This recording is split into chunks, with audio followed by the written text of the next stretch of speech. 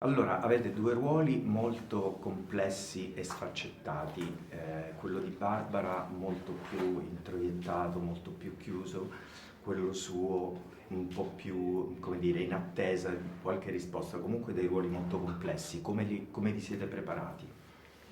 Vous avez deux rôles très complexes. Capisci, capisci.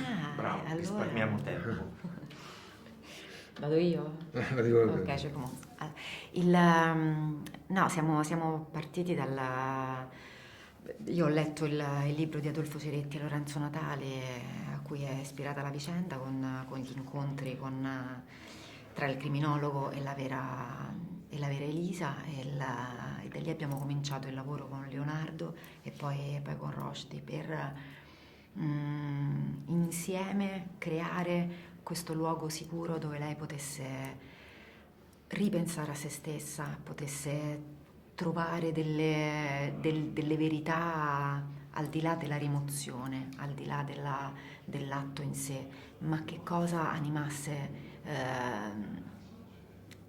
lei, che tipo di essere umano è una donna che arriva a commettere quel gesto. Lei vuole profondamente capire chi è, e quindi il patto con lo spettatore è quello di chiedere ascolto, solo ascolto, senza richiesta ovviamente di giustificazione, di limitazione di pena, non c'è nessun tipo di richiesta da questo punto di vista, c'è un patto che richiede di ascoltare questo tabù. Ecco. Pour moi, la préparation, elle consistait au fait que, étant entendu qu'il ne la juge pas, la question que je me suis posée, c'est comment il lui parle, comment il la regarde, comment il l'écoute et comment il se comporte. Ça, c'est les 4 questions qu'on s'est posées avec Leonardo, et on a trouvé les réponses avec les lectures qu'on a fait en amont à Rome avant le tournage. Après, ça, c'est des réponses qu'on trouve dans à peu près. La réalité, c'est le tournage et au moment où les choses se passent.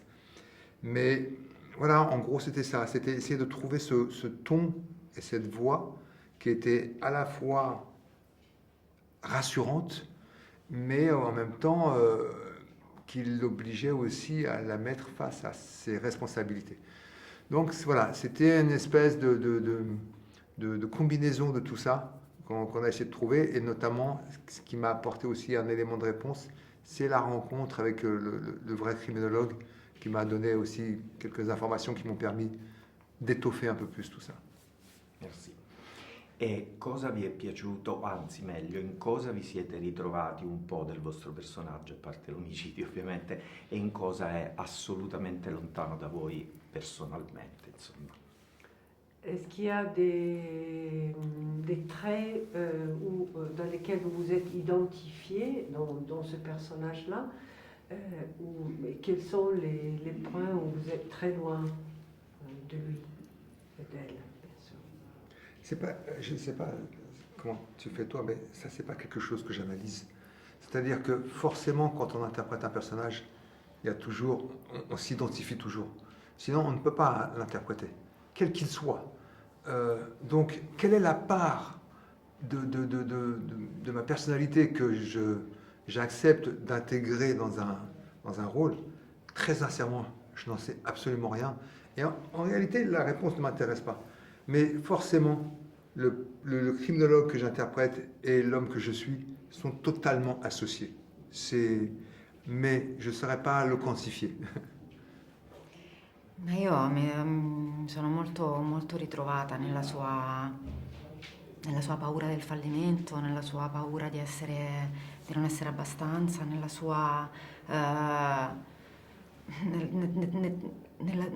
pensiero anche di immaginare una vita diversa per se stessa, no? Di essere in quelle paure, in quelle invidie, in quelle gelosie, sono tutte cose che io ho riconosciuto, che le conosco, non quanto lei, ma le conosco. Sono cose che mi parlavano, quindi quelle cose, quelle sensazioni lì, io le conosco. Grazie. Grazie a te.